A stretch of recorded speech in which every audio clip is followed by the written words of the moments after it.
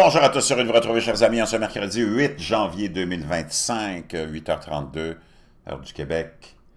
Merci à ceux qui vont commenter, me dire, dites-moi d'où vous regardez. Merci à ceux qui vont la partager, la vidéo, et écraser le petit pouce en l'air. Et merci à ceux aussi qui m'envoient des dons, c'est vraiment apprécié via le don, via le lien PayPal que j'ai en dessous dans la boîte de description. Merci à tous ceux qui le font, merci infiniment pour votre soutien, votre appui. Pendant qu'il y a tellement de distractions, j'ai tellement de choses à vous partager. Hier, j'ai pris un petit repos, j'avais des choses à faire, mais j'ai beaucoup de nouvelles à vous partager qui vont vous démontrer à quel point 2025, et je vais revenir sur le fameux, naturellement, magazine des Rothschild, The Economist, qui nous dit tellement de choses. D'abord, la planète en rouge avec, et oui, la seringue à côté, et tout ce qui est en train de se, comment dire, préparer dans les médias pour encore avoir une campagne de terreur face à un virus. Là, maintenant, c'est complètement hallucinant, mais je vais revenir un petit peu plus tard là-dessus. Je vais revenir sur Hollywood qui est en train de brûler en ce moment, l'endroit des superstars, hein, qui font partie d'une clique vraiment qu'on pourrait qualifier de peu sympathique et même satanique. Hein, toute cette élite d'Hollywood qui nous donne des leçons de moralité puis qui vit dans la perversion. Sans compter le fait que Hollywood en tant que tel aussi, non seulement est en train de brûler physiquement, mais le cinéma est en train de brûler aussi. Les gens ont délaissé, la plupart des films ont été des flops, c'est des milliards de dollars de pertes. On voit des chaînes de cinéma sont en train de disparaître. Ici, il y a Guzzo au Québec qui s'en va vers l'extinction parce que le cinéma, c'est devenu du n'importe quoi et les gens ne portent plus attention à ces donneurs de leçons de moralité. Et on a Mark Zuckerberg aussi, que je vais vous faire entendre, qui décide, hein, avec l'élection de Donald Trump, la victoire de Donald Trump, beaucoup de choses changent. La liberté d'expression revient. On voit toutes les têtes de linotte de l'Europe qui sont encore là à retenir la population dans la censure. Moi, je veux savoir pourquoi tu censures. Si ça ne fait pas ton affaire, écoute-le pas. Puis si c'est si stupide que ça, ben, expose-le comme étant stupide, mais pourquoi censurer? Pourquoi vouloir cacher des choses? Pourquoi vouloir cacher une autre opinion, une autre vision de la folie qu'on nous met dans la tête depuis des décennies via nos médias, via notre complexe industriel, politique, militaro-industriel, et j'en passe, de cette idéologie de l'ouverture, que des frontières ouvertes, sans contrôle, c'est une bonne chose, que de penser qu'un homme avec ses parties génitales peut être une femme, c'est une bonne chose, que tu peux mettre des tampons dans des toilettes pour hommes, que des hommes peuvent soudainement tomber enceintes, c'est de la folie, c'est de la démence. Si tu penses qu'on a du progrès là-dedans, puis qu'on a évolué, je veux dire une chose, on est en régression globale. Globale. Moi, je suis ouvert à tout. Regarde, moi, je veux bien... c'est quoi cette idée de penser que tout doit être présenté sur un plateau d'argent à la population? C'est quoi cette idée que tu dois avoir un gouvernement qui s'occupe de tout le monde? C'est quoi cette idée-là? C'est complètement cinglé. Faut que ça s'écroule. Puis espérons-le, c'est en train de s'écrouler. Donc pourquoi tu veux censurer? Pourquoi Von den Leyen fait des menaces aux Hongrois s'ils ne votent pas du bon côté, fait des menaces aux Italiens s'ils ne votent pas du bon côté? Pourquoi on a banni David Icke de presque tous les pays? Pourquoi plein de gens ont menace de faire tomber ou de censurer ou de bloquer X, anciennement Twitter, parce que tu as peur d'entendre ce que tu ne veux pas entendre? Parce que tu as peur que les gens s'expriment? Pourquoi c'est permis seulement d'avoir une seule idéologie? Pourquoi t'avais, mais là, même Facebook va arrêter de faire ça, mais pourquoi tu as des plateformes, les grosses plateformes, qui font des fact-checks de scientifiques, des vrais scientifiques, qui te disent que ceci, c'était pas cela, puis que cela, c'est pas ceci? Comment tu peux avoir l'audacité de faire des fact-checks sur des scientifiques qui t'amènent des vrais faits, des vrais scientifiques qui travaillent sur le vrai terrain, des vrais géologues qui disent l'urgence climatique, c'est pas ce que tu penses. Pourquoi tu vas faire des fact-checks là-dessus? Parce que tu veux vendre des voitures électriques, parce que tu veux dépouiller la classe moyenne. C'est parce qu'à un moment donné, il faut qu'on se remette sur le droit chemin. Puis il n'y en a pas 56 000 façons d'arriver au droit chemin. Et tu le connais. c'est la rationalité, c'est la foi. Dans n'importe quoi. Moi, j'ai rien contre. Moi, je suis ami avec des musulmans.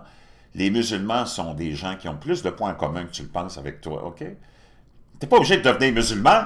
Tu peux être chrétien, puis aimer qu'un musulman, puis avoir la foi dans la même grandeur. Et t'en remettre à quelqu'un de grand, c'est ce qui fait que la plupart de mes amis musulmans, ils pourraient être traités de conspirationnistes parce qu'il n'y en a pas un qui avale toutes les couleuvres que presque tous les athées ont avalées en Occident parce qu'ils n'ont pas de foi. Puis il faut que tu t'en remettes à... Puis là, tu as commencé à vénérer les politiciens. Tu as commencé à vénérer les joueurs de soccer. Tu as commencé à vénérer les joueurs de baseball, les joueurs de hockey qui maintenant se foutent de ta gueule parce qu'ils font des milliards de dollars sur ton dos. Tu as commencé à vénérer des politiciens en pensant qu'ils étaient pour t'amener au paradis comme Tabarnak Obama, qui est le cousin au 9e degré de George W. Bush et Dick Cheney. Comment tu peux penser que quelqu'un qui est cousin avec George W. Bush au 9e degré, donc qui n'est pas arrivé là par hasard, était pour t'amener au paradis quand le jour 1 de son inauguration, il a tout remis et tout installé la fameuse politique identitaire. À son premier jour, il en a fait un cas de race. Et depuis ce temps-là, le monde est divisé. Les Blancs sont démonisés par les Blancs. C'est complètement cinglé. Donc, on doit revenir à de la rationalité. Maintenant, je te partage que Donald Trump a dit hier, je pense, qu'il devrait nous faire sourciller. Parce que tu ne sais pas comment ça va se terminer. On le sait, Donald Trump est imprévisible. Moi, je l'aime, j'ai voulu qu'il soit élu parce que je voulais surtout pas que ça continue. La folie des démocrates, l'agenda des démocrates dans le Green New Deal, dans l'avancement des hommes, dans l'univers des femmes, dans le vestiaire des femmes, dans le sport des femmes, la mutilation des enfants génitales, parce que c'était ça l'agenda des démocrates. OK? Puis la race encore, puis la race, puis instaurer le racisme, puis la division raciale, c'était juste ça. Donc en plus, là, on instaurait la division du genre, la division du sexe, puis on aurait été en feu constant. Dans les braises de la folie constante. Mais, un appel comme celui-là, je peux te dire une chose, ça donne des frissons. On va l'écouter Donald Trump, OK? I think they're waiting for President Trump to take office. No, I think they heard him loud and clear. Better get done by the inaugural. But when you say all hell will be Before paid, I take or office. that all hell must be paid if they don't release the You know what that hostages. means, don't you? Well, Do I have to define it for you? Look, all No, I know hell you're not will gonna break out. telegraph If what- those hostages aren't back, I don't want to hurt your negotiation. If they're not back by the time I get into office, all hell will break out in the Middle East. Can you elaborate? And it will not be good for Hamas, and it will not be good, frankly, for anyone. All hell will break out. I don't have to say anymore, but that's what it is. And they should have given them back a long time. They should have never taken them. There should have never been the attack of October 7th. People forget that. But there was, and many people are killed. They're no longer hostages. Now that is Steve Witkoff that is next to. Donc, Donald Trump, qui est avec le négociateur en ce moment en chef de cette atrocité de l'attaque du 7 octobre et qui a été suivie de la prise des otages, qui était comme 300, 350 au début. Là. On va les réécouter, Donald Trump. Faut pas que tu oublies que même si, bon, j'aimais cet aspect-là de Donald Trump, hein, parce que faut qu'on remette l'Occident sur le droit chemin, puis tu peux pas remettre l'Occident sur le droit chemin avec des dépravés, des décadents. Et c'est ce que la gauche est devenue, dépravée et décadente. Et les pauvres populations se sont fait embarquer là-dedans, dans l'illusion que la gauche leur donnerait une vie sur un plateau d'argent, tout facilement. Il n'y a rien de facile dans la vie. C'est soit tu travailles fort maintenant, puis tu as le bon temps après, ou tu as le bon temps maintenant, puis tu vas souffrir après. Ça n'existe pas. Sauf dans la tête des gens qui rêvent en couleur, comme les gauchistes. Il n'y a rien de facile dans la vie. Et c'est ce que ces gens démoniaques, le complexe qui nous gouverne, en Occident, a laissé miroiter à la population. On va tout vous donner, nous autres. On a le high ground of morality, on a on a le contrôle, la maîtrise et le monopole de la moralité. On va vous donner ceci, on va vous donner cela, et ceci et cela. Tu as vu ce que ça a donné? L'enfer. On vit dans l'enfer en Occident. Nos générations sont sacrifiées, finissent dans la rue, sont confrontées à la drogue, l'alcool, les médicaments et toutes les autres folies. Donc, il faut qu'on ramène ça dans le droit chemin. Et je pense qu'un mouvement comme celui-là, comme celui de Donald Trump, a éveillé beaucoup de gens. Par contre, il y a aussi, il ne faut pas que tu oublies, que ce monde-là n'arrive pas là par hasard. Si on a permis à Donald Trump d'arriver là, quand tout le monde te disait « c'est Hitler, c'est ceci, c'est la fin du monde », si tu écoutais les médias gauchistoïdes, le lendemain de sa victoire, il fallait que tu te sauves. Sinon, on réouvrait les faux crématoires. Et c'est arrivé, puis tout le monde continue sa vie. Comme si de rien n'était, les mêmes médias, les mêmes commentateurs, les mêmes ceci, les mêmes cela, tous ceux qui t'ont dit que c'était pour être la fin du monde, sont tous là à continuer à faire leur vie, on célébrait Noël, on célébrait le jour de l'an, comme si de rien n'était. Donc, c'était tout de la BS, comme disent les Anglais. Donc, il faut que tu te demandes la question suivante. Lui aussi est dans le plan. C'est ça que tu dois comprendre. Lui aussi est dans le plan. Il n'y a rien qui est laissé au hasard par le système. OK? Mais, dans quel but? J'ai peut-être une petite idée, je t'en reparlerai plus tard aujourd'hui. Donc, ça, c'est la chose qui m'inquiète ici, quand on entend Donald Trump parler comme ça. Do you think they're waiting for President Trump to take office? No, I think they heard him loud and clear. Better get done by the inaugural. But when you say all hell will Before be I paid, take office. that all hell must be paid if they don't release the You know what that hostages. means, don't you? Well, Do I have to define it for you? Look, all No, I know hell you're not will gonna break out. telegraph If what- those hostages aren't back, I don't want to hurt your negotiation. If they're not back by the time I get into office, all hell will. Donc, si les otages ne sont pas libérés avant que je sois inauguré, c'était clair, là. Puis il est devant toutes les caméras, c'est pas des paroles en l'air. C'est pas comme après ça, parce que tu connais Trump, c'est une de ses qualités qui peut être un de ses défauts. Il tient ses promesses. Et il vient de te dire, si les otages que le Hamas a encore ne sont pas libérés avant que je sois inauguré, ça va être l'enfer sur Terre. Il me semble que c'est un message assez clair. Quand on s'en va écouter maintenant, le général Clark, si je peux retrouver la vidéo, je sais que je l'ai quelque part, le général Clark,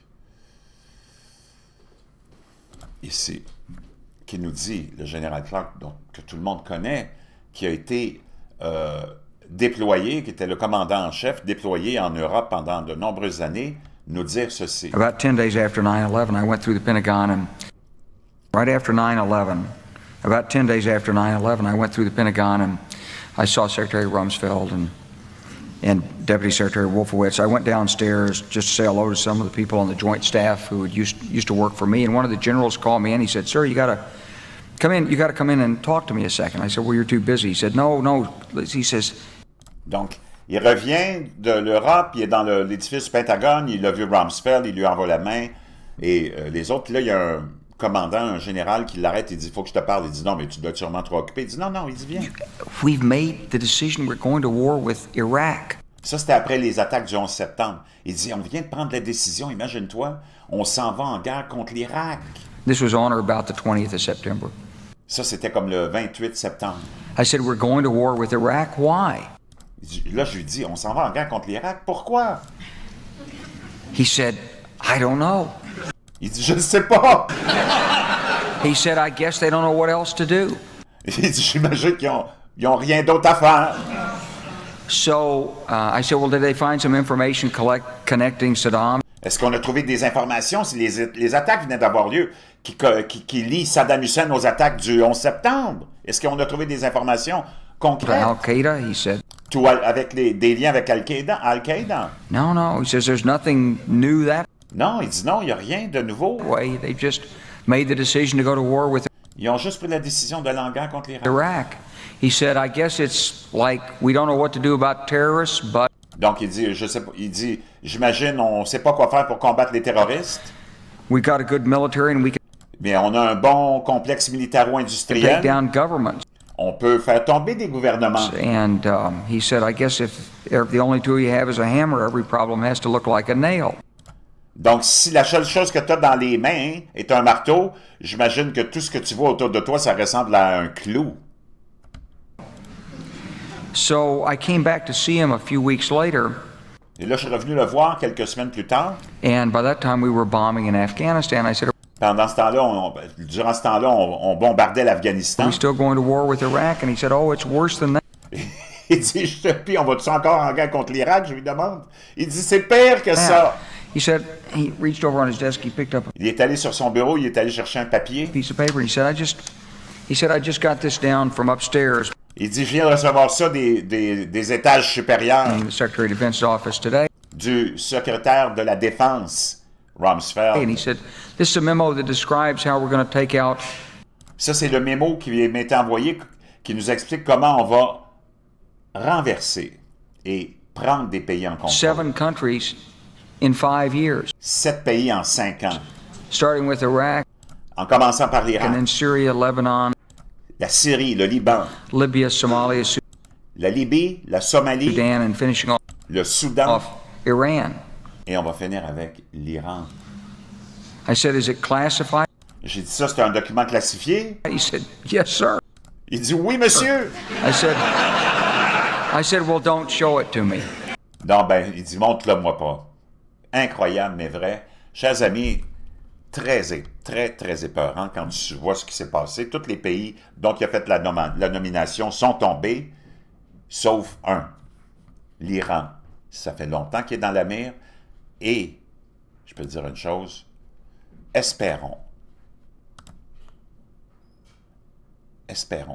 que ce ne sera pas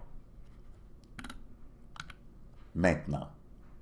Je vous laisse tout ça, puis je vous reviens avec tellement plein de choses.